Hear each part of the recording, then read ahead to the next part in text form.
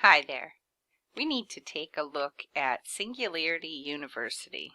These are the people behind so much of the shift that we're seeing toward the technology-based everything world.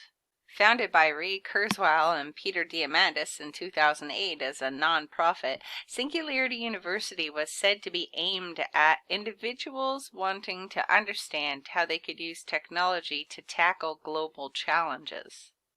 In a 2010 article from the New York Times about Singularity University and the Singularity movement, a journalist is reported as saying that he sees the Singularity as a grand tech nerd dream in which engineers, inventors, and innovators of every stripe create the greatest of all reset buttons. He says that the techies seem to want a deus ex machina, a god from a machine, to make everything right again. In 2012, Singularity University converted over to a for-profit benefit corporation incorporated as Singularity Education Group, using Singularity University as its trade name. Back in 2013, Singularity University and the U.S. Fund for UNICEF announced a partnership to create transformative technologies that will save and improve the lives of the most vulnerable children and women in developing countries. They call it save and improve, but really it's more like absorb and modify. And boy, have they been working toward their idea of improvement.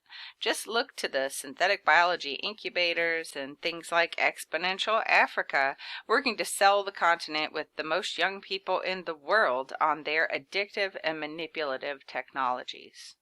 They have offshoots all around the world, furthering disruptive technologies in finance, medicine, manufacturing, the synthetic biology takeover of the food system. It's a complete shift of the world, really, moving us to a place where the core of everything is the machine.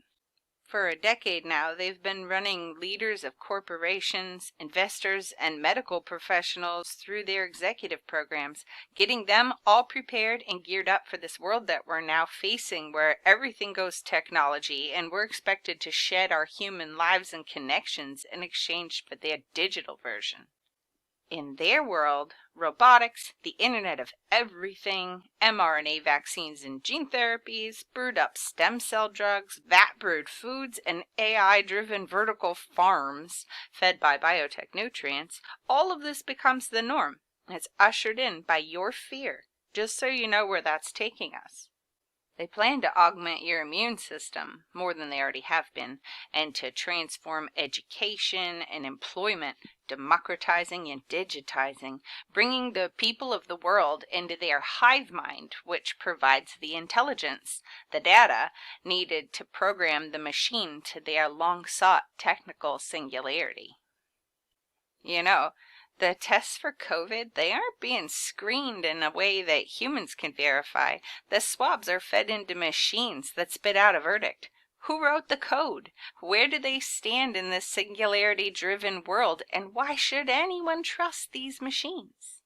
Singularity University co-founder Ray Kurzweil wants to use AI to accelerate the vaccine process using simulators that would rapidly test trillions of biotechnology options against simulated patients for a simulated period of years, all in a matter of hours or days, with the goal of deploying their cure in weeks instead of years. Bill Gates is said to be a real fan of Ray, with celebratory quotes by Bill appearing in the back flaps of Kurzweil's books. Would you step right up for the science experiment that the computer creates? Because Ray says that they can already shorten the development time of a COVID-19 vaccine using this method. According to Ray, in 2019, researchers in Australia created a turbocharged flu vaccine, in part by using a biology simulator using AI. He says that U.S. researchers are now testing this flu vaccine on human subjects. The clear COVID winner is the technocracy. With this one reported virus built up by the propaganda mass media machine and all of its influential tentacles, suddenly all of the tech that they've had ready and waiting is being accepted by the molded minds of the masses. But there's a real problem with their world-disrupting reset plans. Sometimes they lie. I caught one such lie a few years back. It was in a presentation by Divya Chander for Singularity University's Exponential Medicine group.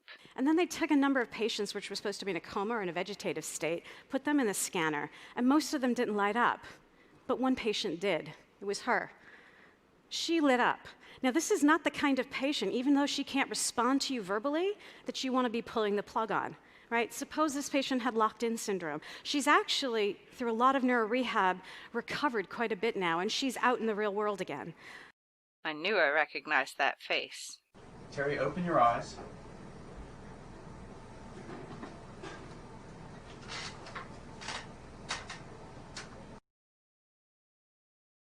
That's Terry Schiavo. You might remember her. She was said to have died in 2005. But I mean, why lie? If what you're talking about is so great and real, why use the picture of such a known figure? I mean, there was a media circus around this woman. Really, there's just so much to look at with these people. There could be more lies. Who knows? My point is that when the majority of people lack the knowledge and the ability to question the output of the machine, and the creators of the machine allow the use of lies to further their efforts, we have a real problem. We need to tell people, and this has to stop, because we cannot move forward into their future where all of the life in the world is intended to be rewritten, and it's already happening. I would really appreciate your help getting this information out to people. You can find the link to the sources in the description box below. Thank you for listening.